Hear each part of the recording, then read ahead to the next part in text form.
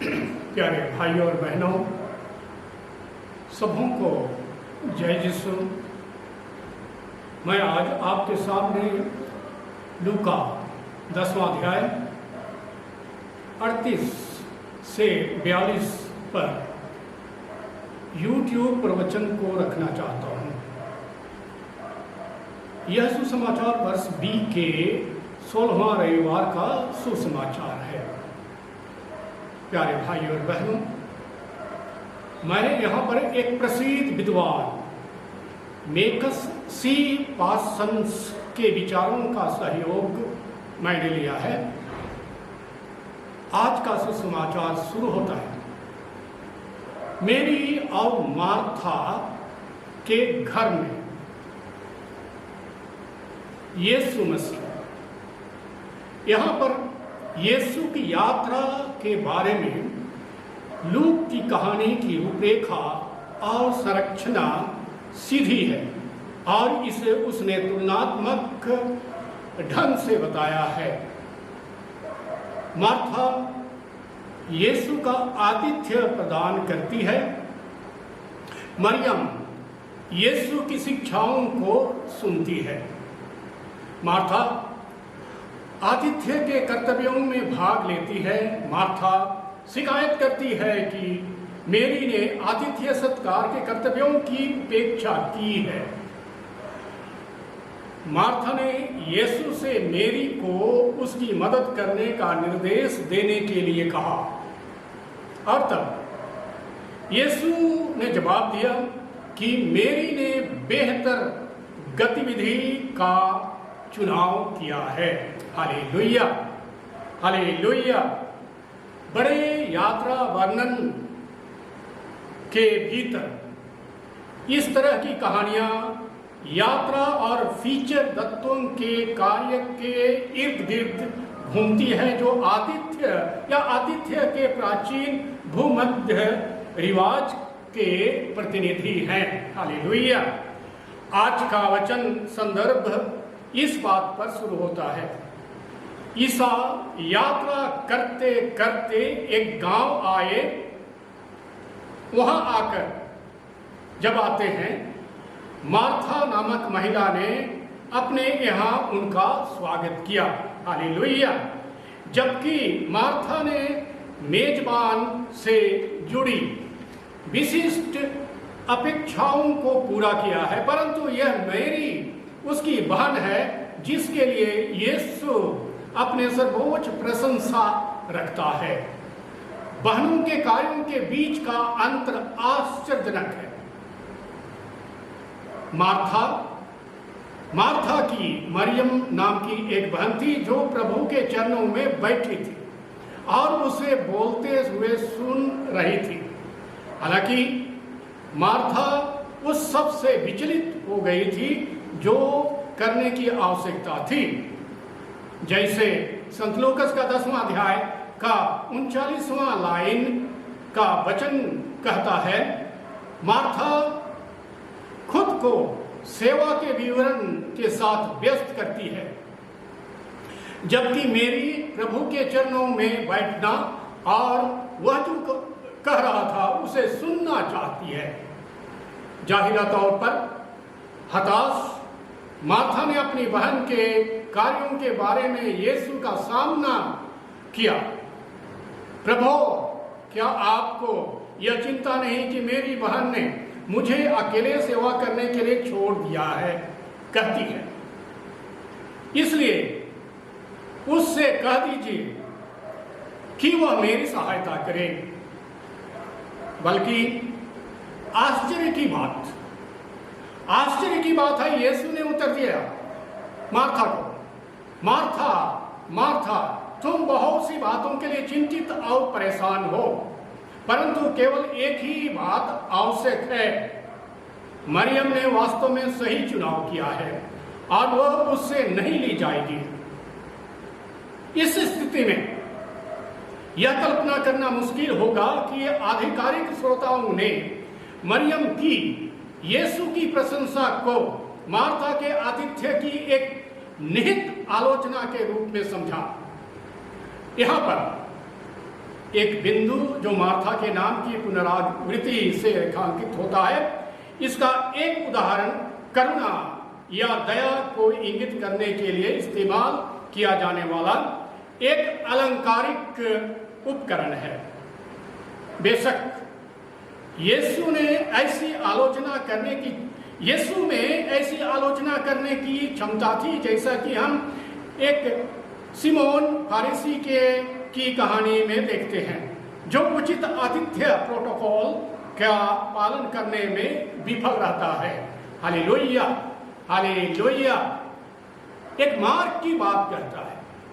मार्ग एक बात के अर्थ को बदल देता है। यीशु के तर्क में एक बात वह सर्वोत्तम भाग है जिसे मरियम ने चुना है, और वह क्या है? यीशु के अनुसार परमेश्वर के दूत के वचन को सुनना एक आवश्यक चीज है, ना कि उसकी शारीरिक जरूरतों को पूरा करना। इस प्रकार ईसाई संदेश के प्रचार के लिए एक सामाजिक संदर्भ के रूप में लूक में महत्वपूर्ण आतिथ्य कितना महत्वपूर्ण है, यह और भी महत्वपूर्ण है कि यीशु के दूतों में शामिल होने वाले अनुयायी हों। कहावत मार्था की उन्मादी गतिविधि के लिए कम और शिष्य के रूप में मेरी की मुद्रा की अधिक प्रशंसा है। Hallelujah, hallelujah, hallelujah. मेरी और मार्था की कहानी की भाषा और सेटिंग प्राचीन आतिथ्य के सामाजिक रिवाज की याद दिलाती है, जिसे आमतौर पर प्राचीन दुनिया में अजनबियों के प्रति दया दिखाने के लिए समझा जाता है। हालेलुया। प्राचीन आतिथ्य दृश्यों में निरंतर सामाजिक संदर्भ यात्रा प्रतीत होता है। यहूदियों और ईसाइयों के बीच आतिथ्य एक अत्यधिक मूल्यवान और संभवतः व्यापक रूप से प्रचलित प्रथा थी, अब भी है। मेजबानों के द्वारा इन यात्रा करने वाले अजनबियों को भोजन, आश्रय, सुविधा और सुरक्षा प्रदान करने की अपेक्षा की जाती थी, जो कभी कभी गुप्त देवता बन जाते थे। जैसे उत्पत्ति ग्रंथ 18वां अध्याय 1 से 15 का वचन कहता है, ग्रीक संस्कृति में और भारतीय संस्कृति में अतिथि को देवता के रूप में माना जाता है, और अक्सर अंत में मेजबान द्वारा अतिथि को उपहार देने के साथ होता था। आतिथ्य के उदाहरण, यहूदी उदाहरण भी प्रचुर मात्रा में है। उदाहरण के लिए उत्पत्ति ग्रंथ 18वां अध्याय 1 से 16, उत्पत्ति ग्रंथ 19वां अध्याय 1 से 23, 24वां अध्याय 10, 61 और 43वां अध्याय 16 से लेकर के 34 तक ये बात स्पष्ट देखी जाती है, और इससे भी तुलना कर सकते हैं। Hallelujah, hallelujah. लूकस सामाजिक नैतिकता समुदाय के भीतर हमारे पास साथी विश्वासियों के लिए असीमित जिम्मेदारियां का उदाहरण देते हैं, और दुनिया के साथ ईसाई आदतों और प्रथाओं के लिए एक ठोस आधार प्रदान करती है। हमें राष्ट्रीयता, विश्वास और जातीयता में हमारे विपरीत उन लोगों को ईसाई आतिथ्य प्रदान करने के लिए बुलाया जाता है, और तत्काल संकट में उन लोगों को सहायता। ईसाइयों को मेजबान और अतिथि दोनों के रूप में और साथी विश्वासियों और गैर विश्वासियों के लिए समान रूप से आतिथ्य प्रदान करने के लिए बुलाया गया है।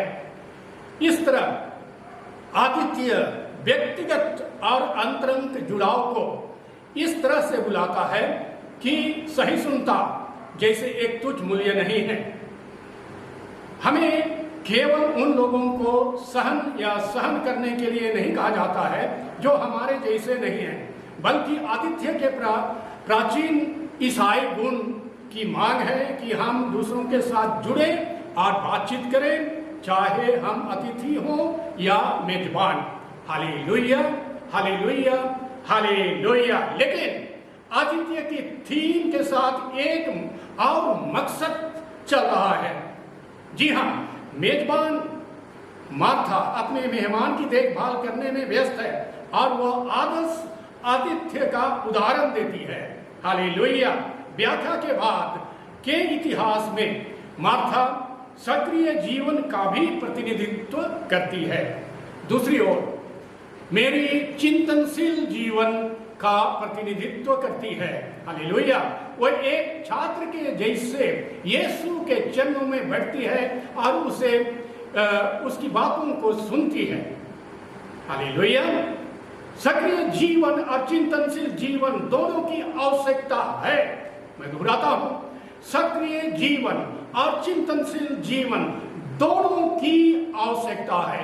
एक को दूसरे के ऊपर चुनना कहना एक झूठा द्वैतवाद पैदा कर सकता है। संत एम्ब्रोस ने लिखा और देखा, सदाचार का एक भी रूप नहीं है। मार्था और मरियम के उदाहरण में एक की व्यस्त भक्ति और दूसरे के पवित्र ध्यान को परमेश्वर के वचन में जोड़ा गया है। फिर भी मसीह धीरे धीरे मार्था को याद दिलाता है कि मेरी बेहतर हिस्सा के मार्ग में है, क्योंकि कार्य, यहाँ तक कि ईसाई दान और आतिथ्य के कार्य यदि उन्हें बनाए रखना है तो हमेशा पालन करें। अर्थात हम जो करते हैं वह स्वाभाविक रूप से उसी से प्रभावित होता है जो हम हैं। Hallelujah, hallelujah,